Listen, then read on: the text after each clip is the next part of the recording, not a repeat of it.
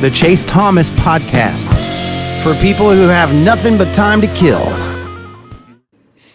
I mean, the favorite memory has got to be the Drew Gilbert Grand Slam, walk-off Grand Slam. Besides, I mean, national championship is the number one of number ones, obviously, from like a, you know, if you're a fan's perspective. But as far as just like a single moment that's like unbelievable, you'll never forget it, was the Grand Slam against Wright State. Yeah. Just everything that went into it. Tony himself, like running up to the net and like jamming his face in it and yelling at fans and stuff, all excited. Like, it was just an accumulation of everything that Tony Vitello's baseball program was, the bat flip, the cell, like it was just all of that wrapped into one play. And then obviously Tennessee goes on and win the national championship, but they go to the College World Series. And that was the first time they were able to break through to that stage. They beat LSU in the Super Regionals, which was obviously a really big deal that season as well. So that's something that stands out to me.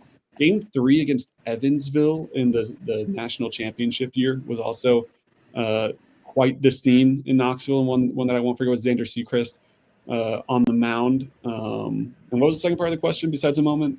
Oh, just like his tenure as a whole, like what most impressive part of his tenure? Most impressive part, yeah. I mean, once again, the obvious answer is the national championship. But that 2019 season, just getting a team that was as good as that team, as quick as they were, I thought that was pretty impressive that he was able to field that team. And then almost just the what if of that 2020 team that could have been unbelievably good. That, you know, Garrett Crochet was going to be your ace, and look what he's doing now for the Red Sox. So that's also kind of just how early, I guess, in the 2019, what could have been 2020 teams were. It's very impressive how quickly he got that thing turned around, I guess is what I'd say. Yeah, Alex, I just look back at 23 was his most impressive, because I think that team had a lot of problems, and they obviously started horribly in Texas, and you're like, like the Arizona loss, and who else did they lose early on? They lost to Arizona. Grand Canyon. They lost to Grand Canyon and Arizona early. And the offense just had all kinds of problems all year long. Problems with Chase Burns and the rotation, and you thought you had the three aces. And then you make the College World Series anyway. You know, like you get all the way there, and the fight there was incredible, because that was like the best version of, or I shouldn't say that.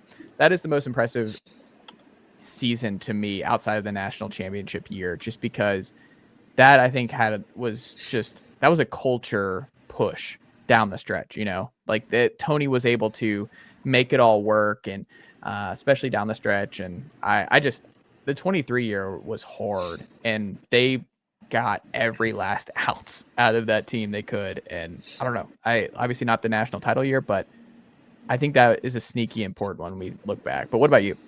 I think the most impressive part for me is just the amount of guys he sent to the big leagues. I mean, they've got, I think, 42 guys that have been drafted since 21, which is the best in the nation. And look at all the first-round picks. I mean, Crochet, obviously what he's doing, Christian Moore breaking into the big leagues like he has. I mean, it's impressive stuff. And I think, you know, as a guy who watches a ton of Major League Baseball, it's to see the success that those guys have had.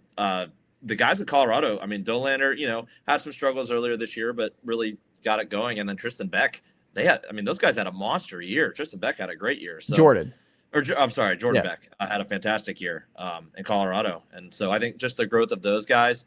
And then, my favorite moment, it's the fan video of him in the crowd of the national championship. He's like, and it looks like he's like, you know, punching the one guy, like playing. That's one of the coolest videos I think that you can see, and just the whole scope of that moment. That's who Tony was. You know, he was the guy that was for the fans, and seeing him celebrate in that way, just in that sea of people, is one of the coolest things that I've seen. Here's my Tony Vitello era baseball hot take.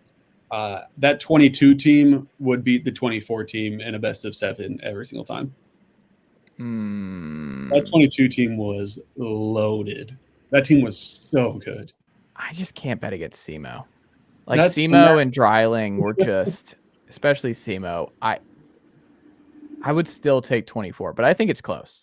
I agree with you. I think that 2022 team it's unbelievable they didn't make it to Omaha. And that's just the nature of baseball, right? Is you're going to lose some series, especially when it's only a 3-game series instead of you know, like the MLB where you up those lengths as you go along in the playoffs. But man, that 22 team was special, and it's a shame they didn't at least get to Omaha and try to give it a run there.